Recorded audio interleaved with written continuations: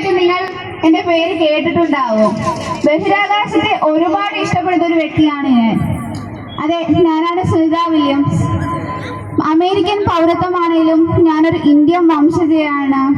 Naval ഏവിയേറ്ററായ എന്നെ 1998 നാസയിലേക്ക് തിരഞ്ഞെടുത്തത്. ഇതുവഴി ബഹിരാകാശ നിലയങ്ങളിലെ പ്രവർത്തനങ്ങളിൽ ഞാൻ നേരിട്ട് പ്രവർത്തിച്ചു.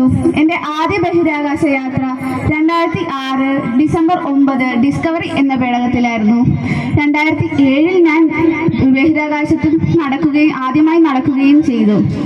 ഏറ്റവും കൂടുതൽ തവണ ബഹിരാകാശത്ത് നടന്നതും ഞാൻ തന്നെയാണ് കേട്ടോ. ബഹിരാകാശത്ത് ഭൂമിയെ വലം വെച്ചുകൊണ്ട് മാരത്തോൺ മത്സരത്തിൽ പങ്കെടുത്ത ആദ്യ വ്യക്തിയും ഞാനാണ്. 2024 ജൂൺ 5 ഞാനും ബുച്ച് വിൽമോർ എന്ന ശാസ്ത്രജ്ഞനും ബഹിരാകാശ നിലയത്തിലെത്തി. ജൂൺ 14 തിരിച്ചു വരാൻ തീരുമാനിച്ചെങ്കിലും പേടകത്തിലെ ഹീലിയം ചോർച്ചയും ത്രസ്റ്ററുകളുടെ തകരാറും മൂലം മടക്കം വൈകിച്ചു. 286 ദിവസങ്ങൾക്ക് ശേഷം ഞങ്ങൾ മാർച്ച് 19 ഭൂമിയിൽ കാലുകുത്തി. കൂട്ടുകാരെ, നിങ്ങൾക്കറിയാമോ ബഹിരാകാശത്ത് മൈക്രോഗ്രാവിറ്റിയാണെന്ന്?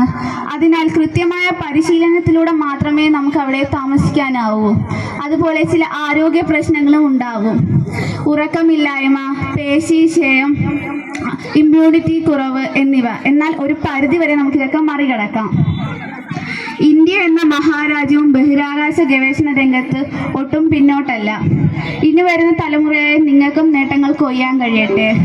ഈ മേഖലയിൽ നിങ്ങൾക്കും പ്രവർത്തിക്കാൻ കഴിയട്ടെ എന്ന് ഞാൻ ആശംസിക്കുന്നു. Thank you.